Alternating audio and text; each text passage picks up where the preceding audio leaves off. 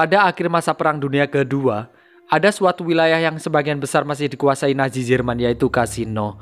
Di sana para pejuang masih berusaha merebut kembali wilayah itu dari Nazi Jerman. Suatu ketika, ada sekelompok tentara sedang berpatroli menyusuri jalan, dan tak lama kemudian muncullah kereta kuda tepat di hadapan mereka. Tim pasukan yang dipimpin oleh Sir Sanris memerintahkan kedua anak buahnya untuk memeriksa kereta kuda itu, tapi tiba-tiba muncullah tentara Nazi dan untungnya Sir Sanris bisa melumpuhkannya walaupun harus mengorbankan kedua anak buahnya itu. Tapi Sir Sanris di sini juga membunuh wanita yang tak bersalah. Seorang kopral bernama Merson hanya terdiam dan sangat merasa bersalah karena tak bisa menghentikan Sir Sanris ketika akan menembak wanita tersebut.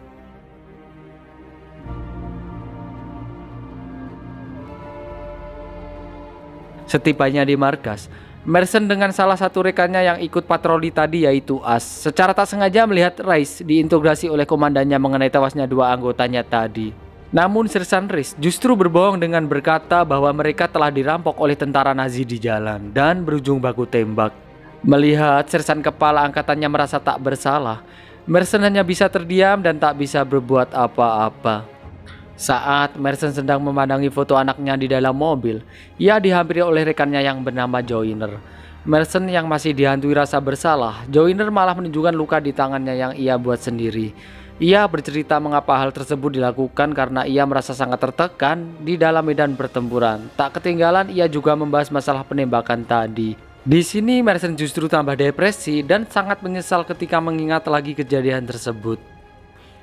Di esok harinya, tim Sir Sanris kembali berpatroli. Di sana nampak As dan salah satu anggota bernama Hisman terus saja ngedumel di sepanjang jalan. Merasa risih akan hal itu, Sir Sanris memutuskan berhenti sementara untuk menghukumnya. Tak lama kemudian Sir Sanris menemukan jejak tank Panzer milik Nazi Jerman yang baru saja melintas ke arah pegunungan di depan mereka. Dan di saat mereka akan bergerak, tiba-tiba ada seorang kakek-kakek lewat dengan membawa gerobak. Kakek ini bernama Angelo. Ia adalah warga sipil biasa yang kebetulan melintas. Namun saat akan diperiksa, kakek ini justru berkata bahwa ia sempat melihat tentara Nazi sedang bersembunyi di pegunungan. Mendengar akan hal itu, Sir Sanris langsung memerintahkan Merson, As, Joyner, dan Hisman untuk pergi mencarinya. Sementara Sir Sanris dan beberapa rekan lain melanjutkan patroli. Tahu kalau misi itu berbahaya, Merson yang ditunjuk sebagai pemimpin tim awalnya menolak karena mereka nggak tahu seberapa banyak pasukan Nazi yang akan mereka hadapi nanti. Dalam keadaan siap atau tidak, Merson harus menuruti kata Sir Sanris karena itu adalah perintah dari atasan. Kemudian mereka juga meminta Angelo menunjukkan di mana pasukan Nazi Jerman itu pergi, dan perburuan mereka pun dimulai.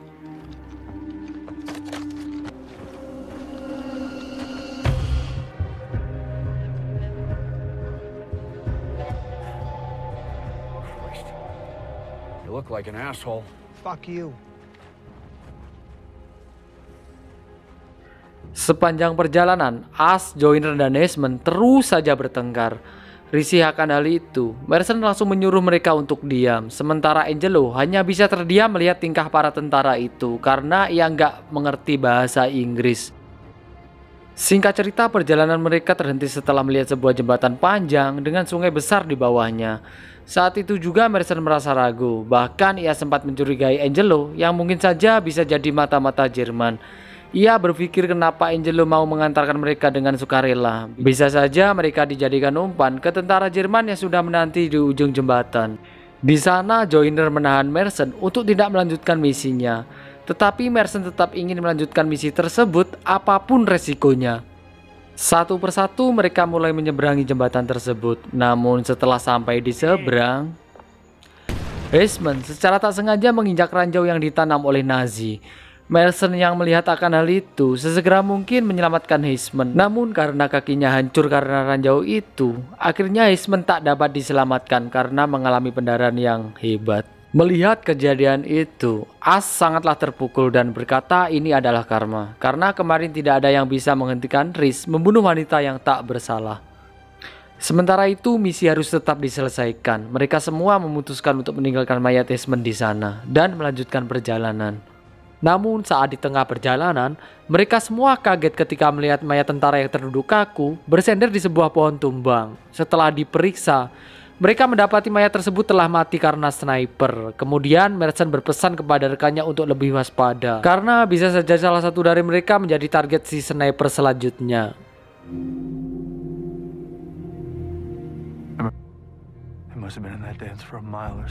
Saat kembali melakukan perjalanan, tiba-tiba perhatian mereka teralihkan oleh seekor serigala yang sedang makan. Tiba-tiba pula terdengar suara tembakan yang belum diketahui arahnya. Tak lama kemudian mereka menemukan mayat seorang tentara Nazi yang baru saja tewas. Melihat itu, mereka menduga bahwa tentara Nazi sekarang tak jauh dari posisi mereka saat ini.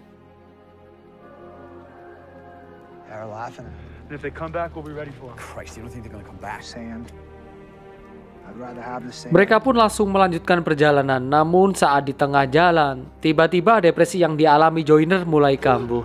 Ia berteriak sekeras-kerasnya dan mulai menyakiti dirinya sendiri. Bahkan Joyner sampai menyuruh rekannya sendiri untuk menembaknya karena takut posisinya bisa ketahuan musuh.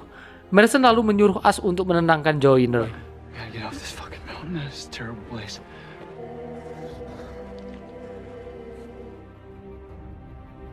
Ketika keadaan Joyner sudah tampak membaik, mereka kembali melanjutkan perjalanan. Dan sesampainya di sebuah desa, mereka melihat tank Nazi sedang berada di sana. Di sini Angelo tampak bersedih karena melihat tentara Nazi membantai orang-orang di desa tempat Angelo tinggal.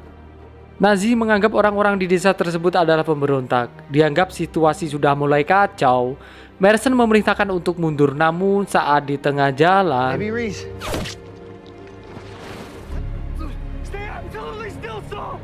As tertembak sniper yang belum diketahui dari arah mana. Tak tega meninggalkan As dalam keadaan sekarat, sesegera mungkin Merson ingin menolongnya, sementara Joyner diminta untuk membackupnya.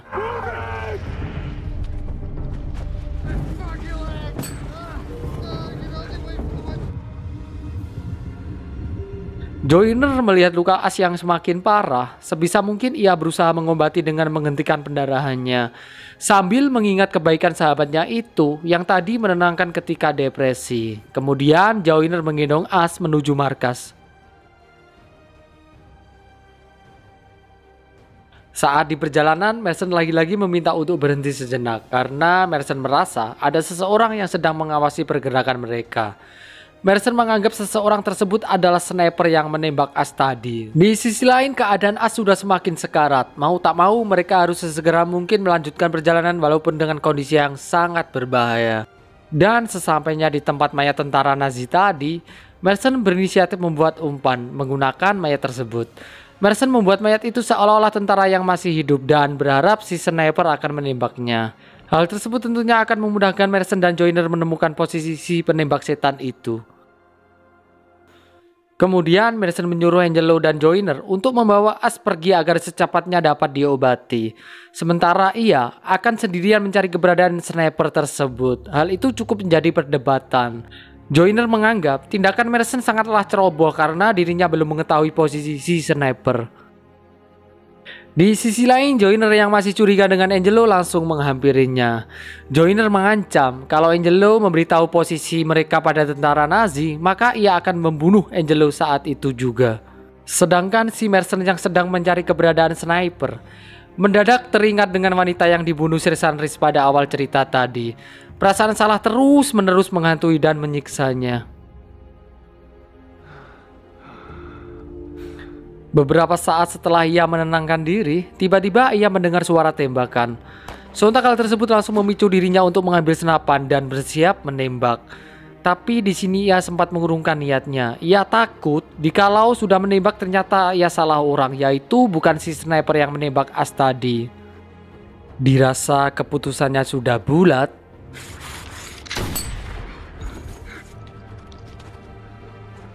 betapa terkejutnya Merson setelah mengetahui orang yang ditembaknya bukanlah tentara, melainkan penduduk desa yang bersenjata. Kemudian Merson menceritakan kejadian yang dialaminya ke Joyner yang sudah menunggu tak jauh dari tempatnya. I don't have an imagination anymore. I'm all fact. All day for a nickel. Is he? Singkat cerita, perjalanan mereka sudah sampai di markas dan As sudah tak bisa diselamatkan lagi. Tak lama kemudian datanglah sang komandan sembari bertanya mengenai kejadian yang menimpa mereka. Dengan perasaan yang masih tertekan, sebisa mungkin Merson berusaha bercerita ke komandan dengan sejujur-jujurnya. Setelah komandan mengetahui semuanya, ia langsung menyampaikan ke Merson bahwa Sersan Reese tewas 1 jam yang lalu akibat tertembak sniper. Curiga akan adanya Angelo, komandan langsung memerintahkan anak buahnya yang lain untuk memeriksa Angelo. Betapa terkejutnya mereka setelah menemukan peta dari kantong baju Angelo. Peta tersebut bergambarkan rute pegunungan yang mereka lewati tadi. Ternyata Angelo adalah kelompok dari si sniper yang membunuh As tadi. Ia dengan sengaja mengantarkan Merson dan timnya, kemudian membunuhnya satu persatu. Kemudian komandan memerintahkan Merson membawa Angelo ke tengah hutan untuk dieksekusi. Awalnya Merson menolak perintah tersebut karena ia sudah terlalu lelah dan depresi setelah beberapa kali melihat pembunuhan terhadap warga sipil. Namun lagi-lagi atas dasar perintah dengan sangat terpaksa Merson harus mematuhinya. Setibanya di pinggiran sungai, Merson yang kecewa dengan Angelo karena dibohongi, kemudian bertanya, mengapa Angelo tak menyuruh rekannya untuk membunuhnya saat di hutan tadi? Angelo mengatakan meskipun Merson adalah tentara yang selalu membunuh orang, namun Merson berbeda dengan tentara lain. Menurutnya Merson adalah tentara yang baik. Karena sepanjang jalan Merson menangisi orang yang tak bersalah tewas di hadapannya. Angelo dan para kelompok bersenjata di desanya menganggap semua tentara itu jahat karena tentara Nazi sering sekali membantai warga di desanya.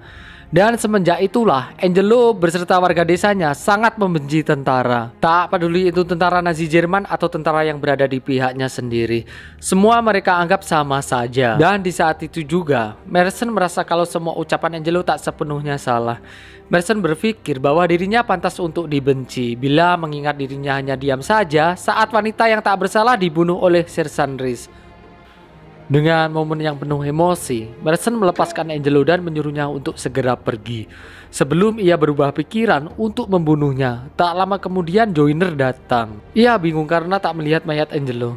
Merson mengatakan bahwa ia telah melepaskan Angelo. Kemudian Joyner memberikan sebat ke Merson bermaksud untuk membuatnya lebih tenang. Joyner juga menyampaikan kalau nanti komandan pasti akan menginterogasinya setibanya di camp, yaitu mengenai Angelo. Tapi terlihat di sana Merson sudah tak peduli lagi.